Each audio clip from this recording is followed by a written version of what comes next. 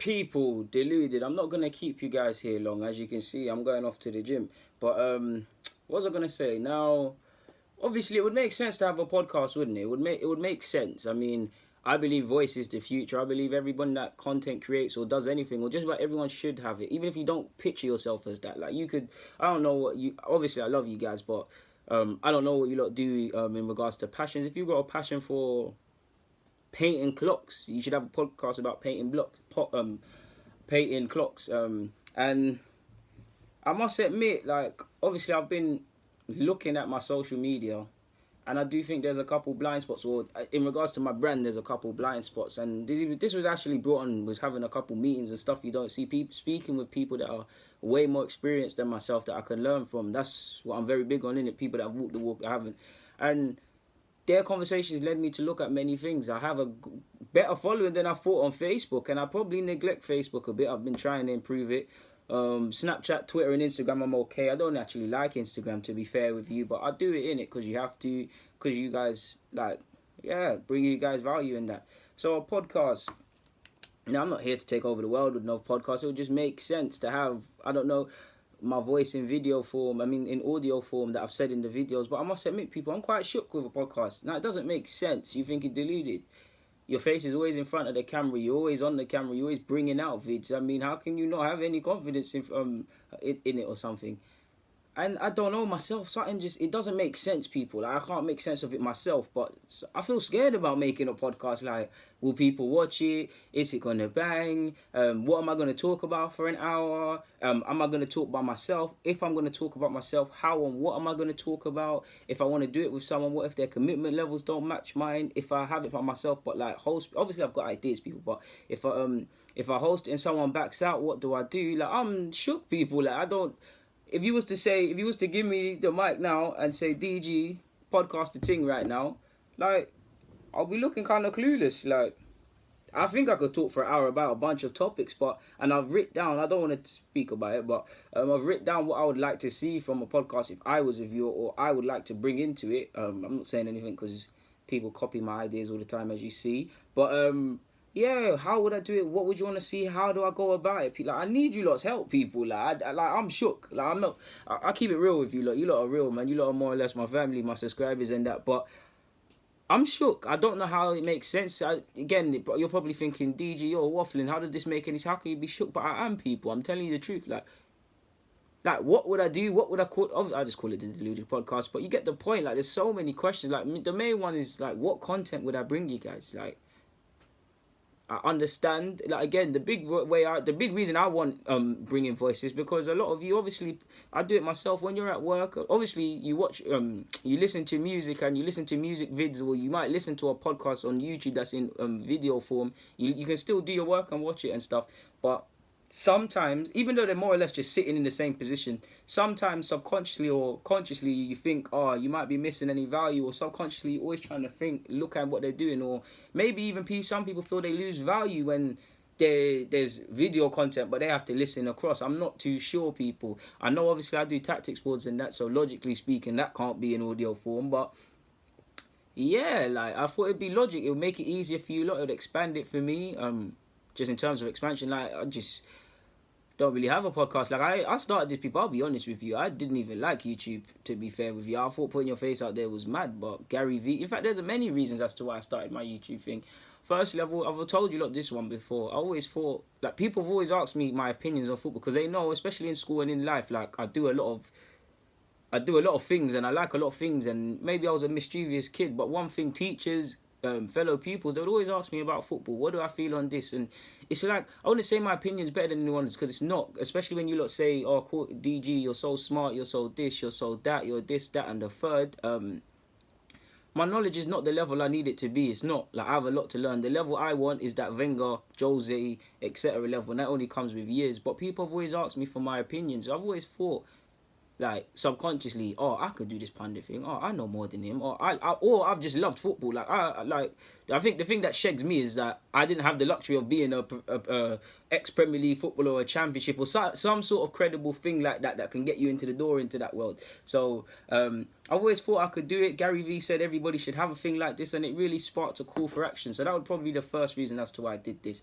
obviously I've told you as well, Jack Wilshere and Gnabry, kind of, I wanted to have my opinion on this when they went out on loan or were sold respectively. I was vexed. You saw that. Another reason as well is because on top of the first reason that whatever point it was about not being an ex-professional footballer or academy player or something of some sort of credibility that can get you in the door, I thought to myself, I don't know everything about football. I just said I have a lot to learn. But when I bloody know something, I bloody know it. And I bloody have a tenacity and intensity and an ability to see things from all sides. I wouldn't say predict, but 9 times out of 10, when I say something, it either happens in some sort of form or like just I love scouting. I've been doing it from 2006, and no one can tell me that I don't know how to scout and things like that. My eye's always improving. As my eye gets better, obviously I see better players or can see things, but no one can tell me nothing.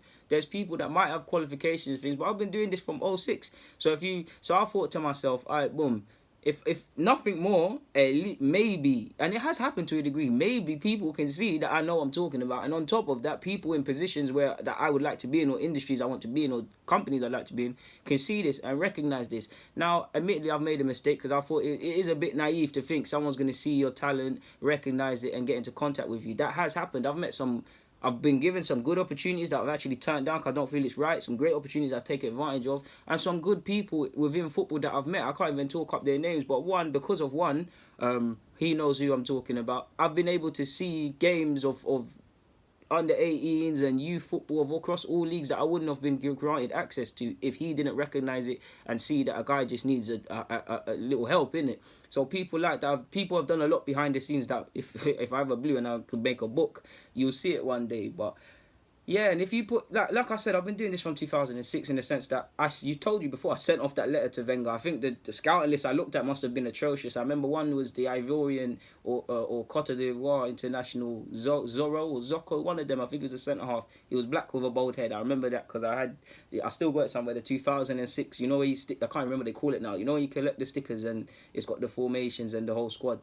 That and Arsenal were nice enough to even send me back a letter. They because my name's unisex, they sent a miss there, but it's cool, Arsenal. Yeah, like if you put it like this, obviously if your car broke down and there's someone that's extremely a qualified engineer or whatever, or mechanic and things like that, and he does things correctly and things like that, you're gonna go with him and have confidence. That doesn't necessarily mean he knows everything because he just knows what the books told him. But let's just say, boom, there's this fellow mechanic. Might not he's qualified, but he might not have the eye-catching qualifications that my man has, the previous candidate. But he's been working on cars with his dad or working on cars in general since the minute the man could crawl. He knows everything about cars. He knows everything from exhaust pipes, different, if it's even possible, different exhaust pipes, what they do, everything under the bonnet, what tires causes this, what tires the one that's making a mistake, to the point where cars are second nature to him, essentially, sort of. Like he gets aroused by smelling petrol and it arouses his imagination. Now, if you had both of them together, obviously you'd probably pick the more qualified one and things like that, or you might feel more confident with that because he's more likely to do things by the book. But would he necessarily do a better job than someone who has been doing this his whole life? And if you use me as an analogy, I might not talk in the fancy terms, constantly say talent ID and Cat A and Cat 1 and all of these fancy buzzwords academy people and coaches use, but I can recognize a player. Like, I have my talent ID level 1 because that issue was free. The others, it's a whole different conundrum because you have to wait for spaces and they're bloody expensive. But I can see a player. I don't know everything, but I can recognize a player and what they should be doing according to different ages. Like you see, I know tactics. I want to get better at that. I need to get better, but I can recognize tactics. I can recognize footballers. Clearly, it actually kind of breaks my heart when you recognize that, you could be a coach, you could be a scout, I even said, one even said you could be an advisor to young players. All of these sort of things. I don't think I'm at the level for any of them yet, but when you lot say that, it upsets me. Not because you lot are saying upsetting things and not saying the truth, but it's like, alright, you lot can see it. When's the industry going to see it? It's like, you lot are here, and you're recognising it, and I love you guys for it. The industry is here, and I'm in the middle. And if I'm honest with you lot, I felt like that my whole life, to be fair. I felt good at stuff, but not necessarily great at stuff, like schoolwork, GCSEs. I did enough to get away with them, to have a future and progress and stuff. But I wasn't great at anything. Like, PE was my favourite subject, and even then, if it weren't football, sorry for shaking the screen, if it weren't football, people, I swear to God, I weren't interested. Like, basketball, I'm a short guy. What the hell am I playing basketball for? alright, cool, rounders, true say rounders. It used to be on the field, and obviously you're not normally doing PE with the girls, but the girls are over there, and obviously. But apart from any of that, like, I wasn't really good at anything. Like, I can't really do, like, I said this to you lot before, like, I've looked at mates in the previous world. I looked at one friend, he's more or less had his whole life tailored for him by his parents, essentially. I look at some others I got one friend, I don't need to bait up names, but as a businessman, he's probably the best, most positive inspiration I know. This guy he could sell whiskers to a cat. This guy was born to sell. One guy was born with great at numbers. But long story short, people are great, grown, or they know what they want to do, or they're essentially good at something. Like me, I haven't got no specific skill like that, like, or things like that. Like, football's the only thing man feels like I have a clue, and even then I got a long way to go. And I feel, on one hand, I must admit, people, because it's like, I look at it, I'm like, the industries, the qualifications, the shags with the qualifications, the backbiters, everything that's wrong with football, that could stop someone that comes from humble beginnings, North London like me, no contacts and that. I see the world, I see what I want to go for, I see it there, and then do I think, is it worth it? Because I don't have no context. One, I don't have no context. Two, it's like the game ain't trying to let me in. Three, when you do get in, sometimes more or less these positions are not money where you can sustain a life. Like, I know a lot of coaches who are very good coaches, better than a lot of academy coaches, but they're working for £20 an hour, and they're only working 3 hours a week. That's £60. I mean, times that by 5 or 7 or whatever you class a week by, it's a decent sort of money when you consider it's coaching, but you can't live off that. So I see all of this, and then I think, is it worth it? But then I look at other industries, and it doesn't fill my heart with joy. I think the most hardest thing to do in life is to have a role, have a job that arouses your imagination when you wake up. Like, it doesn't feel like work. I know it sounds like a cliche, but it's really hard. And I must admit, in the last 18 months, I've always listened to people's words deeply, but I listen more when people are telling me they don't like their job, they don't want to do this, they're killing themselves not to go there, and things like that. Especially like my parents' generation, or just older than me. Like, obviously they're from a different time. They never had the internet access to them. A lot of things weren't accessible to them, and a job's a job. They had a better job market, but a job's a job. I would say they hate jobs, but I wouldn't say they hate jobs, but they hate jobs. But it's like my generation, or me, I'll speak for myself. I need to do something that makes my heart fill with fill with joy. Don't get me wrong, I have to do things to make a living. Like, if my manager sees this, I'm sorry, but I hate my job. Like, I hate it. Like, I hate it. Like, I sometimes there on Sky Sports, or when news is breaking and I can't talk about it because I'm down, thinking I'm not meant to be here deep down. Like, I'm not. I'm here because you got to do things in life that you don't want to do, and sometimes to get to somewhere you've got to do it, innit? But that's what it feels like. Me personally, that's how it's always been. I've always had to do something I don't want to do in it. Like, I've always had to, and I've had enough, to be fair. Like, one thing I give myself, I've got a tenacity that very few people have. Like, people might be more skilled than me, they might be this and that, but I'm way more calculated. I don't necessarily think it's working hard. I think it's working smart. If you can do 10 kick-ups, then I'll make sure I'll put in 20 hours to do 11. You see what I'm saying? This sort of thing, it transpires on the pitch. Like, I'm a fighter. Like, I'm not going out there punching man in the head and stuff, but I don't trouble no one, but I ain't backing down from no one. Like, I ain't backing down from life. Even in regards to YouTube, like, it doesn't matter how many obstacles, how many people things do, how many people try and be gatekeepers, how many people do certain things, I'm still gonna be here. Like, I've realized that about myself a long time ago. When I love something, I can get frustrated, I can do all of these things, but I can't turn off. Like, I can't say no, I'm not coming back. Like, I can't quit, essentially. Like, I'm here to stay, innit? Like, the only way you would see me stop making YouTube videos is if I ever got employed by a club and they started acting up, and even then I don't think I'd stop, because, like I said, the beginning of this YouTube stuff was to gain attention of clubs, but now I've actually subconsciously liked it, and I would feel some sort of way if I had to stop, so there would always be some sort of content. And what I like about this, it's mine. Like, it's mine. Like, it's mine. Like, nobody, obviously I don't own the company I've worked for, I don't own any of the companies I've worked for. Yeah, like, I haven't owned nothing in it. Like, people, you have to take orders from your manager. They tell you what to do, essentially, or I get a bit of freedom in the sense that, how can I make it make sense? I'm told what to do, but I can work the tasks myself, so there's a bit of freedom in it, but you're more or less told what to do, where to be. You go through school, you're told what to do, where to be, when you can poo and pee, essentially. Work's the same. I just want something of mine. I feel, whether it's your money, whether it's your time, whether it's literally somebody always wants something from yours, innit? And just something I can call mine, my baby, my birth child. Nothing no one can take away from me. Nothing like nobody with Deluded Gooners channel. Nobody, because it has happened to me before. No one can sit you in a room and give you your P45 and say thank you for your time. We're making cutbacks and things like that. And nobody can tell you that. No one can tell me that. The only way this YouTube stuff stops is when I think it will happen, sadly, at some point, because it always does, is that if YouTube delete my channel, and I haven't violated any copyright, so I can't understand why they would do that. But yeah, people, a guy is just preaching that at this moment in time. I just thought, I was actually here to just speak about the podcast, but I've actually got some thoughts I've actually wanted to put into other videos off my chest. So hopefully I've given you guys something decent to walk away from. But like I said, please don't forget the beginning of this vid. I really need some advice in regards to podcasting and things. Ultimately, it's for you lot. You lot know what you want to see and what you don't want to see. So please help a guy out, man. That's all I'm asking for. Like I said, please get in the comments, subscribe, and do the rest, man. Thank you for your time, man. I'm out. People, Deluded, I'm back again. So yeah, I mean, I'm 23 turning 24, so I've not been on this earth long enough to know anything really and truly. I mean, don't get it twisted, no one can be condescending to me, but I know I have a lot to learn, and it doesn't matter if someone's, I mean, I can't imagine, but if you're younger than me and you have more to say, or obviously if you're older than me, I'll take in a lot. And one of the things I've learned within the last 2 years has been to somewhat both see myself as a business in regards to my finances and how I look at finances and things, and that's changed me a lot psychologically.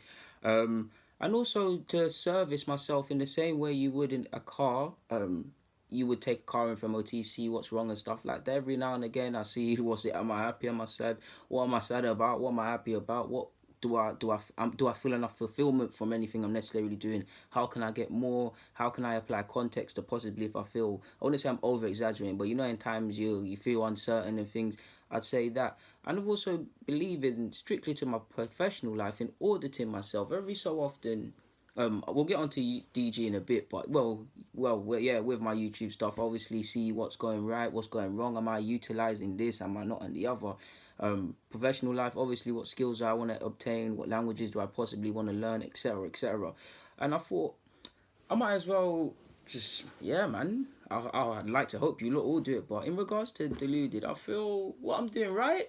Consistency, without a doubt. I mean, that's nothing to be praised on. Consistency, it is the minimum for achieving anything in life. There should be no praise for consistency. The only reason consistency is praised in life is because we sadly, and I'm guilty of it as well, we all live in a world where people quit things early. People don't see things through. People as humans, we're typically lazy. We like things in as quickly as possible, sort of thing.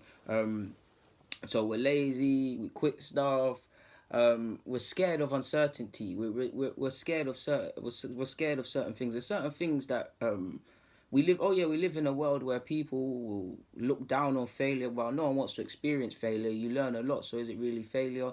People will mock someone for failed but won't try anything themselves. So this is why basic things like consistency is praised.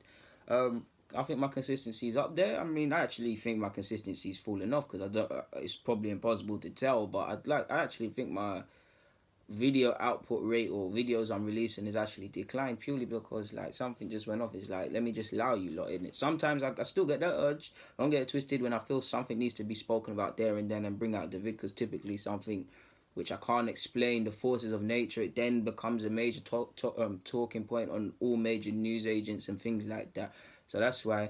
But just probably calm down in that bit. So consistency, drive, tenacity, these are all things that come with the consistency. Could improve my pronunciation of players, clearly. That's one would take a lot of time. Probably as well, I'd probably say my use of all platforms I could improve upon, purely because I was watching Gary Vee the other day and he said you're playing a dangerous game if you focus somewhat on one platform, and I don't feel I focus on one platform. I have a podcast and I know I ain't done that in months, so do you not want to see me jump back on that? And if you actually want to see me jump back on the podcast stuff, what sort of stuff would you want to see? Because obviously I would be speaking about the review and certain other things in an audio form, but is there certain content you would want to see, certain collaborations? Please don't give me no popular YouTubers. Like just give me fans of clubs or certain things you'd like to see. Should I bring more banner? Should I play upon the Deluded? Because you lot say I'm funny. I'm never going to try and be funny, but we can definitely have more humor with certain things. Definitely have more humor. I don't want, some of you think I'm funny, and I'm not trying to be funny, I'm just myself. But some of you have this picture that I'm this mad, militant, tenacious, just guy fully like that. Like, man, I like to laugh. Like, if you follow me on Twitter, you see the agendas I run. So there's probably that. Back up, we're going off topic a bit. So back to the all use of all platforms. Like, I was listening to Gary Vee said you're playing a dangerous game, and I thought to myself, okay, DG, that flopped, but it was a little circle. All right, cool. YouTube's clearly the one you use the most because you're always there. Like, videos always there. Like, what is it? Wednesday today. I haven't dropped one since Sundays, but more or less always there. Twitter, good rate. I mean, that's admittedly I prefer Twitter just away from deluded. That's how I see a lot of news for football, news with the economy, and obviously, sadly, I'd like to live in a world where we don't see tragedies, both fires, police brutality, murder, all of these sort of things. You see that.